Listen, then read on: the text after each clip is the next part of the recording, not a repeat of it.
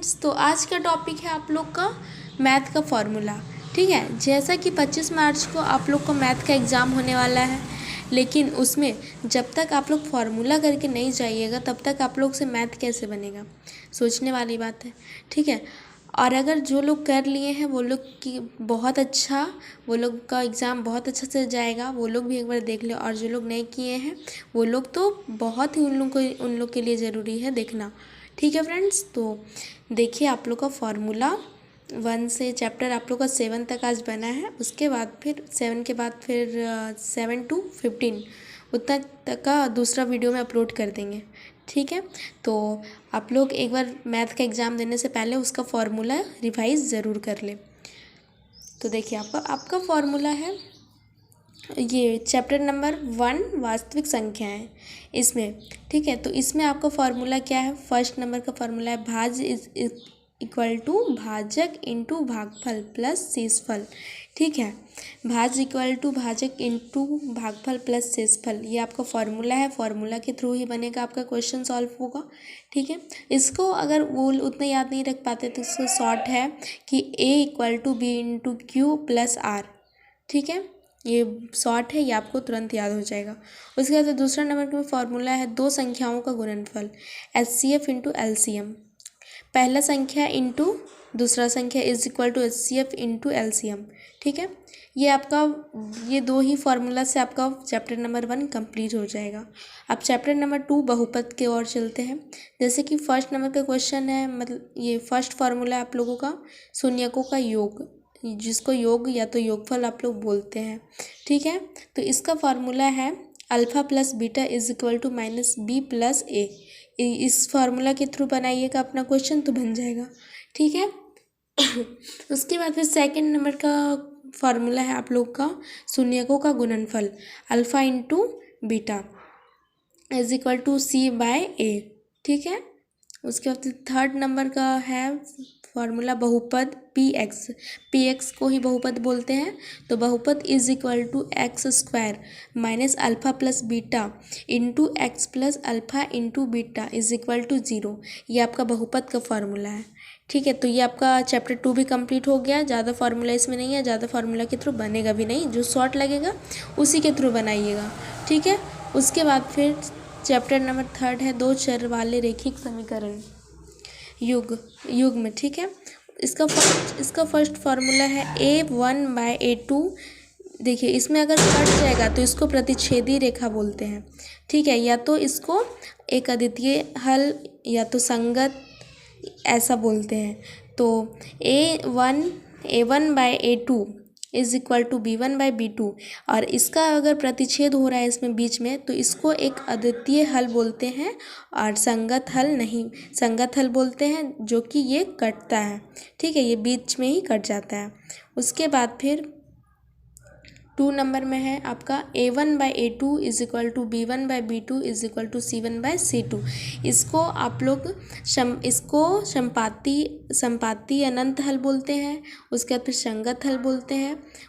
और फिर इसका प्रतिच्छेदी मतलब इसका सिंबल बनता है ऐसे, जैसे कि एक ही रेखा में 2 बार कटता है, इसीलिए इसको संगत हल बोलते हैं। ठीक है, उसके बाद फिर आपका थर्ड नंबर में है A1/A2 B1/B2 is equal to, इसमें प्रतिच्छेद होता है C1/C2। इसको हम लोग समांतर कोई हल नहीं, और इसको असंगत बोलते हैं क्योंकि ये कट गया बीच में ही इसलिए, और इसका सीधा इसका बनता है रेखा। ठीक है, और देखिए एक 4 पॉइंट में आप लोग को बता दे रहे हैं, मतलब कि कोई भी समीकरण बनाना होगा तो आप लोग 2 विधि से बनाइएगा, एक ग्राफीय एक विलोपन। ठीक है, और ग्राफीय नहीं लेकिन विलोपन विधि से आप लोग का बहुत ही शॉर्ट बनेगा और अच्छा भी लगेगा बनाने में और जल्दी भी बनेगा। 2 समीकरण को बनाने की विधि क्या है, तो ग्राफीय और विलोपन। ठीक है, चैप्टर नंबर 4 है द्विघात समीकरण विविक्तर, इसको बोलेंगे डी, जो बोलते हैं D is equal to B square minus 4AC, तो इसको हिंदी में विविक्तर बोलते हैं। ठीक है, D is equal to B square minus 4AC। अगर डी इज इक्वल टू 0 आया तो इसका होगा 2 बराबर मूल, ठीक है। और d इज इक्वल टू 1 या 2 या 3 आया तो इसका होगा 2 भिन्न मूल। और अगर d इक्वल टू माइनस में आया इसका वैल्यू तो इसमें कोई हल नहीं, मतलब इसका आगे नहीं बनेगा। और अगर 1 2 3 या तो 0 आया तो इसका आगे का जो भी सॉल्व होता है क्वेश्चन आंसर वो होगा, ठीक है। तो इसको अगर आगे वाला में बनेगा तो इसको द्विघात समीकरण का मूल कहते हैं। जैसे कि आप लोग X square minus B plus √d/2a, ठीक है। फिर कोमा में मतलब इसमें 2 को बनता है, दोनों साइड बनाना होता है इसका, एक माइनस में एक प्लस में। उसके बाद फिर इस x equal to minus B minus √d/2a, बस इतना ही फार्मूला में आपका द्विघात समीकरण कंप्लीट हो जाएगा। और मेन आपका फार्मूला यही है नीचे वाला, ठीक है। उसके बाद फिर आते हैं चैप्टर नंबर 5 समानांतर श्रेणी, ठीक है। AP जिसको AP बोलते हैं क्या है, तो देखिए AP को बोलते हैं बीच की दूरी बराबर होना, ठीक है। ए इक्वल टू मतलब ए को बोलते हैं प्रथम पद, डी को बोलते हैं सार्वंतर, एल को बोलते हैं अंतिम पद और एन को बोलते हैं अंतिम पद। फिर एनवा पद बोलते हैं एन को, मतलब 2 एन होता है, एन यहाँ है। उसके बाद फिर एन को बोलते हैं एन पदों का योग, ठीक है। उसके बाद फिर जैसे कि आपका यहाँ बताए हैं AP मतलब बीच की दूरी बराबर होना।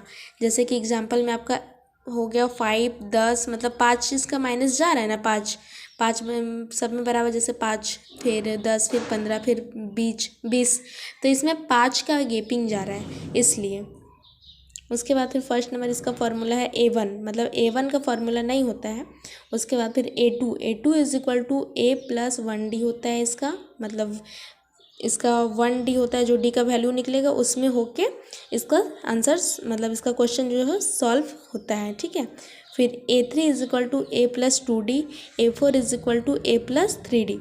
फिर 2 नंबर में formula AN is equal to A plus n-1D, ठीक। फिर 3 नंबर का formula SN is equal to n/2, फिर बड़ा वाला ब्रैकेट देंगे 2a प्लस n-1 ब्रैकेट में, फिर ब्रैकेट क्लोज करेंगे फिर d।